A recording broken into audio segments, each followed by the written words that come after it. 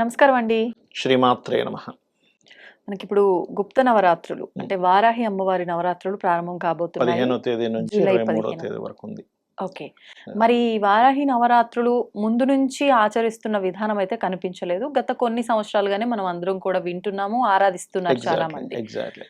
అసలు అంటే తొందరగా సమస్యల నుంచి పరిష్కారం వచ్చే అమ్మవారు ఎవరైనా ఉన్నారు అని అంటే అది వారాహి అమ్మవారు అని ప్రతి ఒక్కరూ అంటున్నారు. అవునండి. మళ్ళీ అదే విధంగా అసలు వారాహి అమ్మవారు ఉగ్ర రూపము, శక్తి స్వరూపిణి, అందరూ ఆరాధించడానికి లేదు అని చెప్పి కొంతమంది అంటున్నారు. అసలు ఏంటండి వాస్తవం? ఎవరు ఆరాధించవచ్చు అంటారు ఈ అమ్మవారిని? సింపుల్ ఎగ్జాంపుల్ చెప్తాను చూడండి. ఇప్పుడు మీరు ఉన్నారు, ఒక చిన్న పిల్ల, ఒక 3 ఏళ్ల పాపకి మీరు కత్తిని ఇస్తారా? ఇవ్వం. ఎందుకు ఇవ్వం? ప్రమాదం కదండి. ఆ తనకు అమ్మాయి తెలియదు అది హ్యాండిల్ ఎలా చేయడం హ్యాండిల్ తెలియదు. చేయాలి. అలాగే విలువైనటువంటి వస్తువు ఇస్తామా? ఇవ్వం, పడేస్తుంది ఎక్కడ. అంతే. అంటే ఏంటి, వాళ్ళు దానికి క్యాపబుల్, ఎలిజిబుల్ కానప్పుడు మనం ఇవ్వం. కరెక్ట్. సింపుల్. అట్లాగే వారాహి అమ్మవారు అంటే ఎవరో కాదు, లలిత అమ్మవారి యొక్క శక్తే. ఇచ్ఛాశక్తి లలిత అమ్మవారు, జ్ఞానశక్తి శ్యామల, వారాహి క్రియాశక్తి. ఓకే.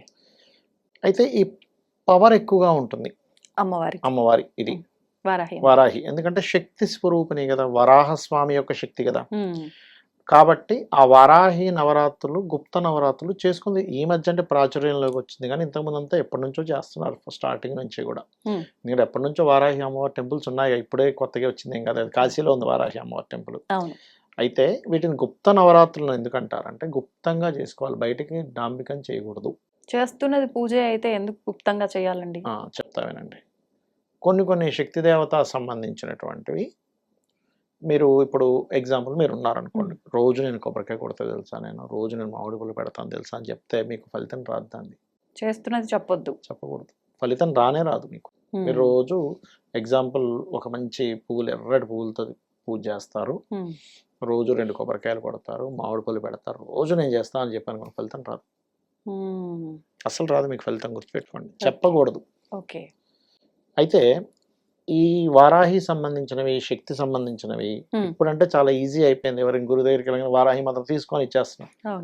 ఒకప్పుడు వారాహి మంత్రం మీకు లభించాలన్నా, శక్తి దేవత సంబంధించిన ఏది మీకు లభించాలన్నా కనీసం గురువు దగ్గర 3 నుంచి 5 సంవత్సరాలు లేదా 10 సంవత్సరాలు వాళ్ళు ఓకే వీళ్ళకి ఇవ్వచ్చు అన్నప్పుడు ఇచ్చేవారు. కామక్రోధాది వికారాదులు వాళ్ళల్లో వాళ్ళు వాటి కంట్రోల్ అయి ఉండాలి. ఎందుకంటే ఇప్పుడు మీరు వారాహి చేస్తున్నారు, రోజు తీవ్రంగా చేస్తున్నారు, ఎవరి మీద మీకు కోపం వచ్చింది, వెంటనే ఏమవుతుందంటే పిల్లవాడిని తిట్టారని తల్లి వెళ్ళిపోయి ఎలా ఫైట్ చేస్తుందో, కోపం వీడు ఒకరి వల్ల సఫర్ అవుతున్నాడు కానీ వెళ్ళి అక్కడ ఎనర్జీ చూపించేస్తుంది. కానీ వీటి తర్వాత ఏమవుతుందంటే అయ్యో అనవసరంగా వాళ్ళ మీద వెళ్ళింది ఎనర్జీ అన్నప్పుడు మళ్ళీ వీళ్ళకి కూడా ఎఫెక్ట్. అంటే ఎలా అంటే ఒక పిల్లవాడికి మనం గన్ ఇచ్చాము, ఆ గన్తో పాటు టప్పని కాల్చాడే ఉన్నాం. ఫస్ట్ వాడిని కాల్చాడు, ఫైట్ చేసిన తర్వాత దానికి మళ్ళీ వీడికి అంటూ శిక్ష ఉంటుందిగా.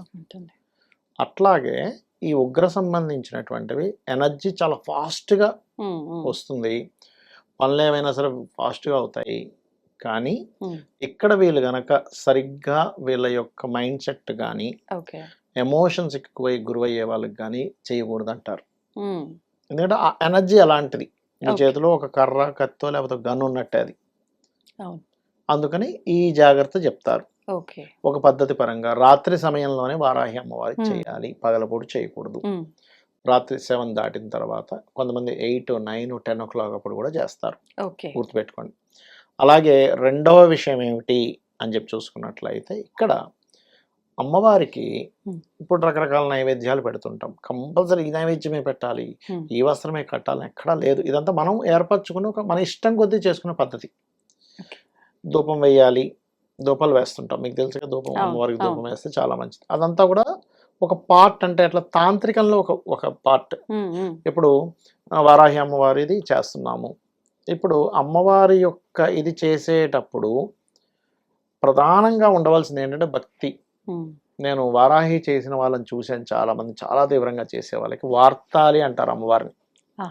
వార్తాలి అమ్మవారి ఇంకొక నామమా? వార్తాలి, వారాహిని వార్తాలి అంటారు. వాళ్ళు గనక తీవ్రంగా చేస్తే, ఇప్పుడు మీరు మనసులో అనుకుంటున్నారు అనుకోండి ఏదైనా, వెంటనే వాళ్ళ చెవిలో వినిపిస్తుందా?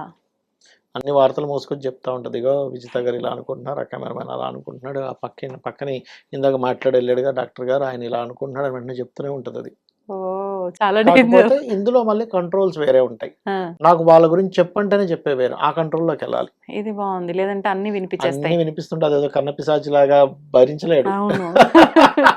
అయితే ఆ స్టేజ్కి వెళ్ళాలంటే మొట్టమొదటిగా మీరు అమ్మవారిని ఎంత చేస్తున్నారు. ఇక్కడ ఎలా ఉంటుందంటే ఎప్పుడు కూడా చాలామంది ఏమంటారు, ఏమంటే నేను రోజు పూజ చేస్తాను కానీ నాకు కష్టాలు తీరట్లేదు. ఇక్కడ ఒక విషయం బాగా అర్థం చేసుకోవాలి.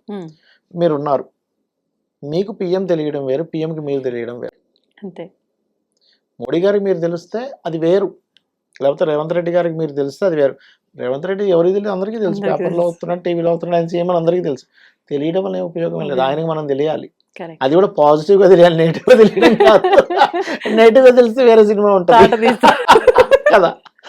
పాజిటివ్గా తెలియాలి. ఇప్పుడు తెలుస్తుంది ఉమ్, అమ్మవారిని నిష్కల్మషంగా ఎవరైతే పూజిస్తారో, ఫలాపేక్ష రహితంగా ఎవరైతే పూజిస్తారో, ఎందుకు పూజించాలంటే పూజింపదగినటువంటిది దేవత. ఇది ఫస్ట్ మైండ్లో ఉండాలి. ఉండాలి. ఇప్పుడు అమ్మని ఎందుకు గౌరవిస్తాం, నాన్నని ఎందుకు ప్రేమగా చూసుకుంటాం, లేకపోతే పిల్లల్ని ఎందుకు ప్రేమగా చూస్తాం అంటే వాళ్ళు ప్రేమించదగ వాళ్ళు మన ప్రేమ ఇవ్వాలని ఉంటుంది. లేదా ఒక ఐఏఎస్ ఆఫీసర్ ఎవరు వచ్చారు, వాళ్ళకు ఒక గౌరవం ఇస్తాం. ఎందుకు, గౌరవం తగ్గ వ్యక్తి. అవును. అట్లాగే దేవత అనేటువంటిది పూజించదగ్గది. ఉమ్, సో అందుకని మనం పూజించాలి. అంతేగా మనకి ఏదో కోరిక ఉంది కాబట్టి పూజించడం, ఈడు పెద్ద అయ్యేకి నాకేదో పెడతాడు లేని తల్లి ఎప్పుడు కూడా పిల్లల్ని పెంచుతూ, అవును. అంతే కదా.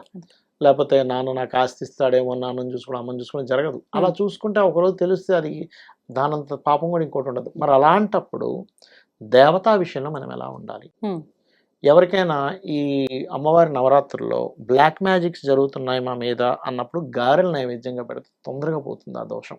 మినపగారెలా అండి? మినపగారెలు. రోగాలు ఎక్కువగా ఉన్నాయి, ఉమ్, బెల్లముతో చేసిన పదార్థాన్ని ఈ నవరాత్రుల్లో పెట్టండి, అమ్మవారికి. అమ్మవారికి ఖచ్చితంగా ఉంటుంది. ఇందులో కొంతమంది కొన్ని ద్రవ్యాలు హోమంలో వాడుతూ ఉంటారు, దట్ ఈస్ డిఫరెంట్ కేస్. మళ్ళీ కొంతమంది మిరియాలతో ద్రవ్యాలు చేస్తారు, ఆవాలతో చేస్తారు, అంటే శత్రు బాధలు ఇవన్నీ పోవడానికి చేస్తారు. సమస్యను బట్టి ద్రవ్యం మారుతూ ఉంటుంది. ఇక్కడ ప్రధానం ఏంటంటే మీరు మనసు పెట్టి చేస్తేనే అక్కడ లింక్ ఉంటుంది. కానీ నవరాత్రులు పెట్టేసాం, బొమ్మను పెట్టేసాను, రోజు ఆ పూజ చేసిన ఈ పూజ చేసిన ఏమీ ఉండదు. మీరు మనసు పెట్టి అక్కడ అమ్మవారు ఉంది అనే భావనతో, ప్రేమతో, భక్తితో చేస్తేనే ఆవిడ వచ్చి నిలబడుతుంది. ఆవిడ స్వీకరిస్తుంది మీ పూజను స్వీకరించింది అంటే అనుగ్రహం కలిగినట్టే.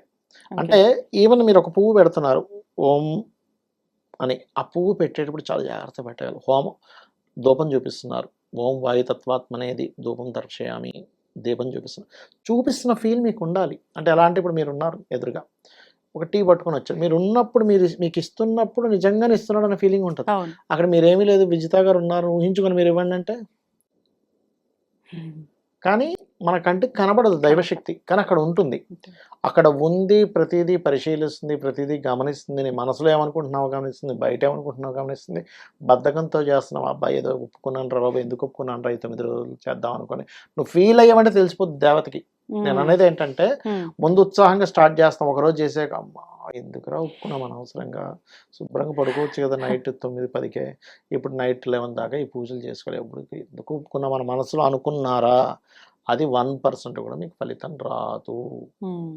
దేవత ఎప్పుడూ కూడా తను, అంటే మనకి లలితహాసనామాల్లో ఉంటుంది, భక్తి గమ్య భక్తి వస్య అంటుంది. అంటే భక్తి ద్వారానే ఆవిడని మనం చేరుకోగలం, భక్తి ద్వారానే మనం యాక్చువల్గా ఇప్పుడు వసమాన స్వాహ అంటుంటాం చూసారు కొన్ని మంత్రాలు. ఆవిడ మనకేం వశం అవడం, మనం వశమైపోతాం అక్కడ. ఆవిడ వశమయ్యేదేంటి, మనం మానవ మాత్రం. ఇక్కడ ఏంటంటే తల్లి బిడ్డని నా బిడ్డ అని ఫీల్ అవ్వడం వేరు. సొంత తల్లి బిడ్డని ఫీల్ అయినప్పుడు ఆ రక్షణ, ఆ పోషణ వేరే ఉంటుంది. నువ్వు మామూలుగా అందరినీ నా తల్లి లాంటి వాళ్ళు అనుకోవడం వేరు. తల్లి నిజంగా నువ్వు తల్లిగా ఎంత నువ్వు భావిస్తావో, అమ్మ అమ్మ నువ్వు ఎప్పుడైతే అంటావో, అమ్మ అనే భావన కనుక నీకు వచ్చింది దేవత మీద అంటే 100% వాళ్ళ జీవితం తరించినట్టే. జీవితం తరించేలా చేయాలి పూజ ఈ నవరాత్రులు. అప్పుడు వాళ్ళ లైఫ్ చూడండి ఎలా ఉంటుందో, తిరుగుండదు. టర్నింగ్. ఓకే, సంతోషం. శ్రీమాత్రే నమః.